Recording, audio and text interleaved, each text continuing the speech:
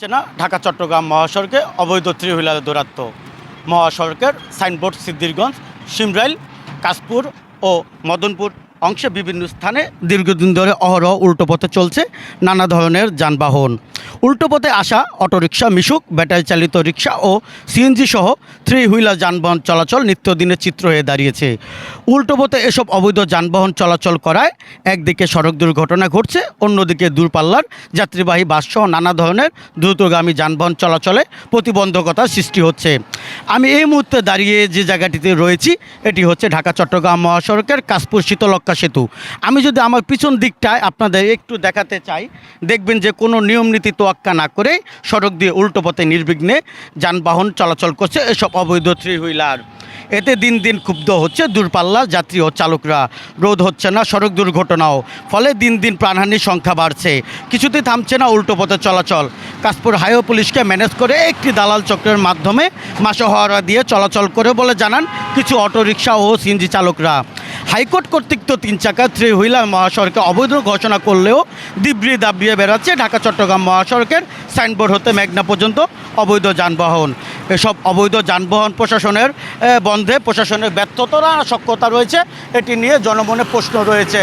আমি কথা বলবো কাশপুর হাইওয়ে থানার অফিসার ইনচার্জ কাজী ওয়াহেদ মুর্শেদের সাথে, জানবো এই ঢাকা চট্টগ্রাম মহাসড়ক থেকে কেন রোধ করা যাচ্ছে না এসব অবৈধ থ্রি হুইলার। ঢাকা চট্টগ্রাম মহাসড়ক থেকে সুমন, চ্যানেল এস। আপনার এখানে আপনার প্রশ্ন হলো দুইটা, যে একটা হলো মহাসড়কে যে অবৈধ থ্রি হুইলার চলছে সেটার বিরুদ্ধে আমাদের কী ব্যবস্থা।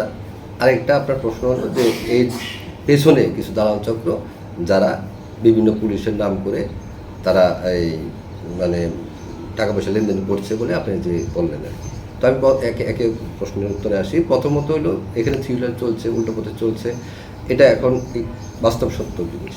আমরা এর বিরুদ্ধে কিন্তু নিয়মিতভাবে ব্যবস্থা নিয়ে যাচ্ছি। আপনারা জানেন এই 5ই আগস্টের পর থেকে কিছুদিন আমাদের কাজ স্থগিত ছিল, বর্তমানে কিন্তু আমরা একদম পূর্ণ শক্তি দিয়ে আমরা এই সমস্ত থ্রি হুইলার যারা উল্টো পথে আসে তাদের বিরুদ্ধে ব্যবস্থা নিয়ে যাচ্ছি। মানুষ আইন অমান্য করার যে প্রবণতাটা বৃদ্ধি পেয়েছে সেটা সময় নিচ্ছে আমাদের, কিন্তু আমরা ইনশাল্লাহ যদি আমাদের কার্যক্রম চালিয়ে যাই আমরা পারবো এসব নিয়ন্ত্রণ করতে। আর দ্বিতীয় যে প্রশ্নটি, সেটা আসলে আমার এই বিষয়ে কোনো ধারণা নাই, আমি জানি না এই সংক্রান্ত বিষয়ে, আমি কোনো আর্থিক লেনদেনের সাথে জড়িত না। কে জড়িত আছে আমি সেটা আসলে আমি বলতে পারবো না। আপনারা এটা নিজেরা খোঁজখবর নিয়ে দেখেন যে এই সমস্ত থ্রি হুইলারের পিছনে কারা এই দুষ্কর্মের সাথে জড়িত।